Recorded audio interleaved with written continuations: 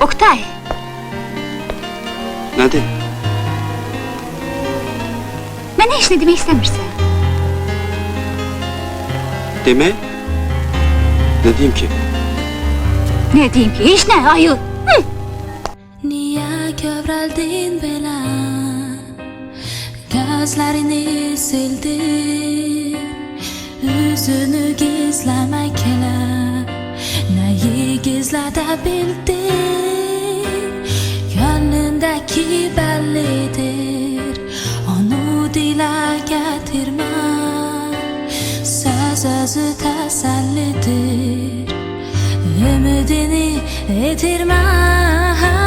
Sev yüreğin tutunca, sev korkma sev doyunca, özünü unutunca, sev ömrün boyunca. Biz seninle evleneceğiz. Sen ne danışırsan? O vaxt seni Cemal'a nişanlamıştılar. O vakit sevmirdim onu. Seni severdim. Sense laf keydin.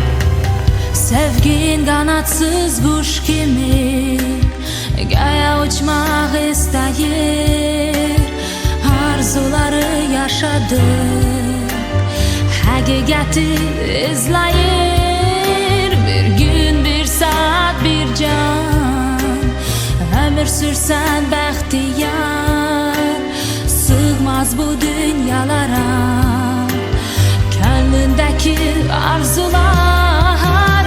Sev yüreğin tutunca, sev korkma sev doyunca, özünü unutunca, sev ömrün boyunca. Sev yüreğin tutunca, sev korkma sev doyunca, özünü unutunca, sev ömrün boyunca.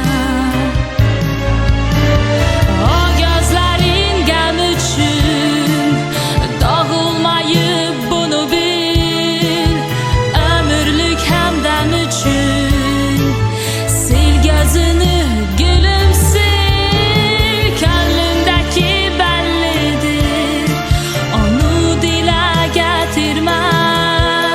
Söz özü təsəllidir, ümidini itirme.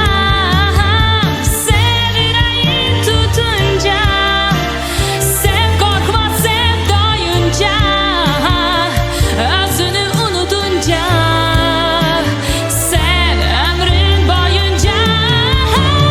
Sev yüreğin tutunca, sev korkma sev doyunca,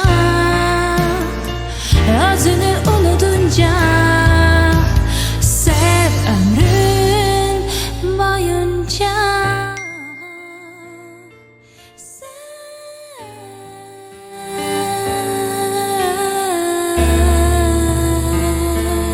Hayatta bence en güzel şey odur ki insan özü için bir nağıl uydurabilsin. Efsaneye hakikat dəxli yoktur. Esas budur ki uydurduğu nağla inansın.